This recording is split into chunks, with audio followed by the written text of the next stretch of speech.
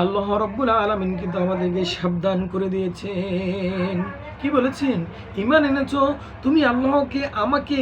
আল্লাহ রাব্বুল আলামিন বলেছেন তুমি আল্লাহকে মানে আমাকে, আমি আল্লাহকে এমনভাবে ভয় করে চলো, প্রত্যেক কাজেই খেয়াল রাখা উচিত সেটা আল্লাহ তাআলার পক্ষ থেকে হয়। তুমি অবশ্যই কিন্তু খেয়াল রাখিও আগামী দিনের জন্য কি করে কি পুঁজি নিয়া আমার কাছে আবার আসতেছ। আল্লাহকে আরো ভয় করে চলো, আল্লাহ অবশ্যই তোমার সকল আমলের খবর রাখেন। সুতরাং আমরা যে কাজটাই করি না কেন, যে কর্মটাই করি না কেন, কেন করতেছি? আল্লাহকে তাআলা দেখার জন্য, না মানুষকে দেখানোর জন্য, না অন্য কাউকে দেখানোর জন্য? আল্লাহ রাব্বুল আলামিন এই প্রসঙ্গে কুরআনুল কারীমের সূরাতুন নূহ, কি সূরা? সূরাতুন নূহ এই 128 নম্বর আয়াতে আল্লাহ রাব্বুল আলামিন বলে দিয়েছেন, কি বলেছেন জানেন? ইন্নাল্লাহা মাআল্লাযীনা ইত্তাকু ওয়াল্লাযীনা হুম লিমুহসিনুন। আল্লাহ রাব্বুল আলামিন নিশ্চয়ই আল্লাহ তাদের সাথে আছেন যারা তাকওয়ার জীবন যাপন করে এবং যারা ইহসানের সাথে আমল করে, যারা ইহসানের সাথে আমল করে। এই প্রসঙ্গে আল্লাহ রাব্বুল আলামিন আমাদেরকে সম্বোধন করে স্পষ্টভাবে ঘোষণা করে দিয়েছেন। শুধু তাই নয়, আল্লাহ রাব্বুল আলামিন পবিত্র কালামুল শরীফের অসংখ্য আয়াতের ভিতরে আল্লাহ রাব্বুল আলামিন এইরকম বাতিয়ে দিয়েছেন। আমি সবগুলো আলোচনা আজকে করতে পারবো না। আল্লাহ রাব্বুল আলামিন সূরাতুল হুজরাত, কি নাম্বার?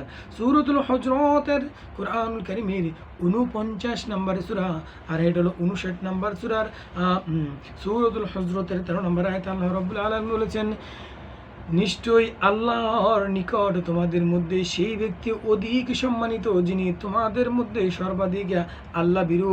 নিঃসন্দেহে আল্লাহ সব কিছু জানেন এবং সব বিষয়ে অবহিত রয়েছেন। শুধু তাই নয়, আল্লাহ রাব্বুল আলামিন পবিত্র কালামুল শরীফের সূরাতুল আত-তাওবা, সূরাতুত তাওবার 100 সূরাতুত তাওবা হলো কুরআনুল কারীমের 9 নম্বর সূরা। কয় নম্বর সূরা? সূরাতুত তাওবা হলো কুরআনুল কারীমের 9 নম্বর সূরা। এই 9 নম্বর সূরার 119 নম্বর আয়াতে আল্লাহ রাব্বুল আলামিন বলে দিয়েছেন, হে ঈমানদার লোকেরা। এখানে সরাসরি ঈমানদের কথা বলেছে। কি বলেছেন? ইয়া আইয়ুহাল্লাযীনা আমানুত্তাকুল্লাহ ওয়াকুনু মা'আস সাদিকিন। ইয়া আইয়ুহাল্লাযীনা আমানুত্তাকুল্লাহ, তোমরা যারা ঈমান এনেছো, হে ঈমানদার লোকেরা, আল্লাহকে ভয় করো এবং সত্যবাদী লোকদের সঙ্গী হও। শুধু তাই নয়, এই প্রসঙ্গ যদি আমি এই অর্থগুলো বলতে যাই, আলোচনা অনেক দীর্ঘায়িত হয়ে যাবে, আলোচনা অনেক লম্বা হয়ে যাবে। আমি এই আলোচনা সবগুলো এখন শেষ করা অসম্ভব হবে না।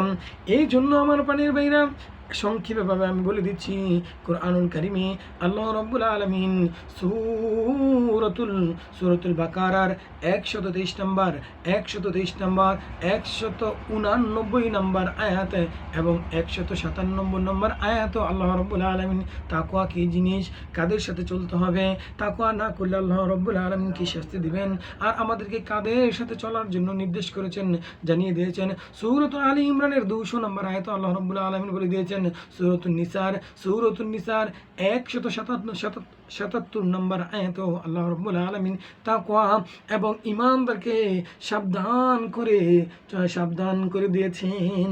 শুধু তাই নয়, সূরাতুল মাইদার 2 নম্বর, 4 নম্বর এবং 7 নম্বর আয়াতেও আল্লাহ রাব্বুল আলামিন এই তাকওয়া সম্পর্কে আত্তাকুল্লাহ ইন্নাল্লাহা মা'আস সাবিরিন, অর্থাৎ তাকওয়া, আল্লাহ রাব্বুল আলামিনের প্রতি কি পরিমাণ তাকওয়া রাখতে হবে, তাহলে মৃত্যুর পরবর্তীতে আমরা দুনিয়াতে থাকা অবস্থায় মৃত্যুর যে কি পুঁজি নিয়ে যাব এই বিষয় নিয়ে তুলে ধরেছেন।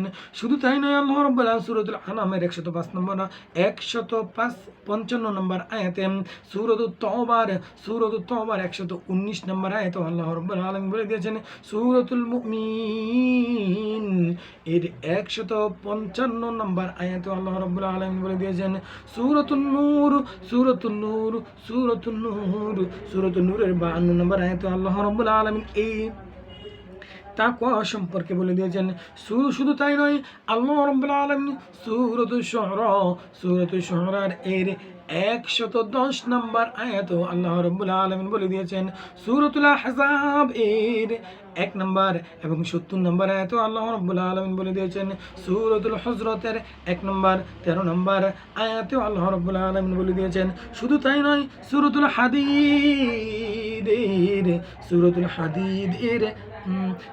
হাদীদ এর 28 নম্বর আয়াত আল্লাহ রাব্বুল আলামিন এই কথা বলে দিয়েছেন।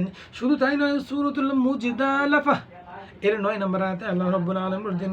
সূরাতুল হাসরের 7 নম্বর এবং 18 নম্বর আয়াতে আল্লাহ রাব্বুল আলামিন এই কথা বলে দিয়েছেন।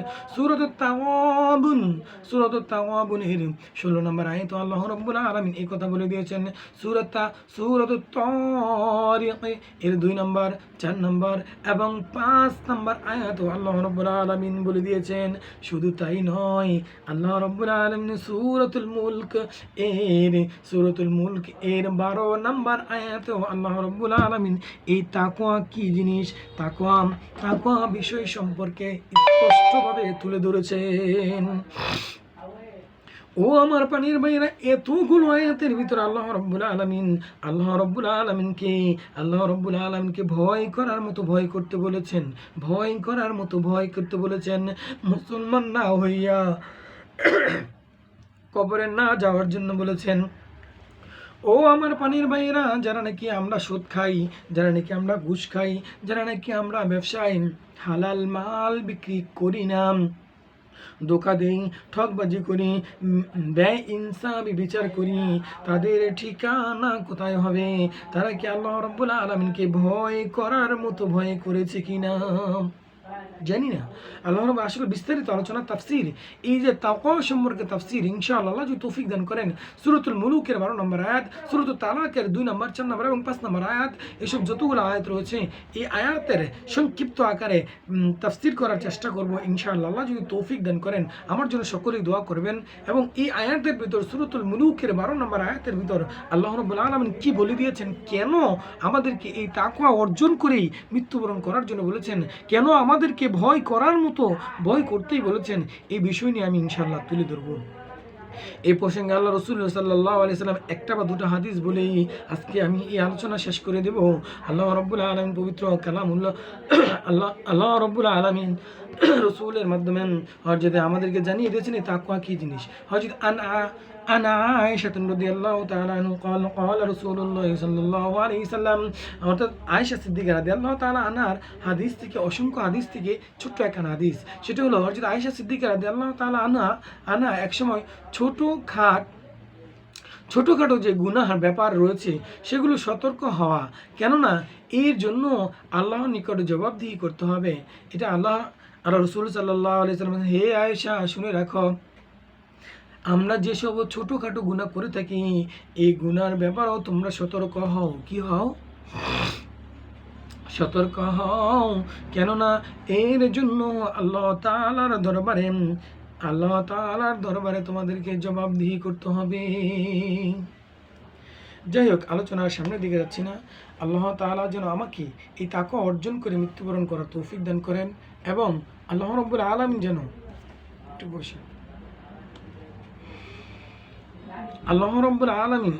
যেন আমাকে তৌফিক দান করেন, এবং আল্লাহ রাব্বুল আলামিন এই তাকওয়া অর্জন করে আল্লাহ তাআলাকে যেন যেভাবে ভয় করলে, আসলে কি জানেন, আমি একটু যাই হোক বলবো না, অন্য সময় আল্লাহ যদি তৌফিক দান করে বলবো।